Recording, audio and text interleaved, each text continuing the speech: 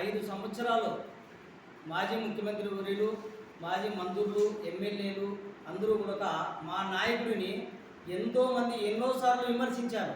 విమర్శించినప్పుడు తెలియని బాధ మీకు ఈరోజు ఒక్క మాట అంటేనే మీకు ఇంత బాధ అనిపించింది. అంటే 5 సంవత్సరాలు మేము ఎంత బాధపడిందల్లా సరే మీరు విమర్శించినందువలన ఉపయోగమేమి? మీరు ప్రజల్లో మీరు కించబడినారు. అంటే ప్రజల్లో మీ హోదా తగ్గింది కానీ పెరగలే.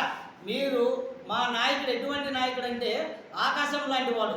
ఆకాశాన్ని చూసి మనము ఉమ్మేస్తే ఆ ఉమ్ము తిరిగి మన మగం మీదే పడుతుంది.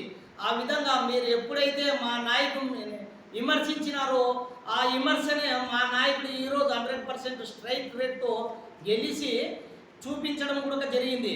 కానీ అయ్యా నిన్నటి రోజున గుంతకల్లో కొంతమంది ప్రముఖులు గౌరవనీయులైన అటువంటి వ్యక్తులు ప్రెస్ మీట్ పెట్టి మన గుంతకల్ నియోజకవర్గం సమన్వయకర్త వాసిగిరి మణికంఠ గారిని విమర్శిస్తున్నారు. ఏమని? అయ్యా మీరు జగన్మోహన్ రెడ్డిని విమర్శించే అంత స్థాయి కాదు అని. స్థాయి అనేది ఎవరు ఒకరికి ఒకరు ఇచ్చేది కాదు, ప్రజలు ఇచ్చేది స్థాయి కెపాసిటీ అనేది ఒకరికొకరు ఇచ్చేది స్థాయి కాదు, కెపాసిటీ కాదు. సరే, జగన్మోహన్ రెడ్డి గారిని వాసిగిరి మణికంఠ గారు విమర్శించే స్థాయి కాదు అన్నారు. ఓకే, మీరు నిన్న ఏమన్నారు?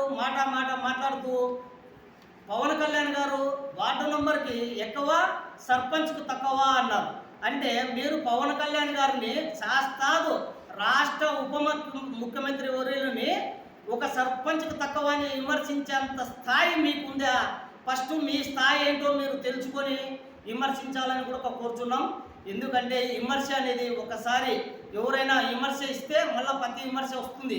విమర్శ మనము స్వీకరించే విధంగా ఉంటేనే విమర్శించాలి. కానీ మనము ఎప్పుడైతే స్వీకరించాలేమో అప్పుడు మనం ఇంకొకరిని కూడా విమర్శించడం మానుకొని ఏదైనా ఉందాగా రాజకీయాలు చేసి అయ్యా ఇన్నాళ్ళు మీ నాయకులందరూ కూడా మా నాయకుడిని విమర్శించి వాళ్ళ అతలపతాలానికి పడిపోయారు.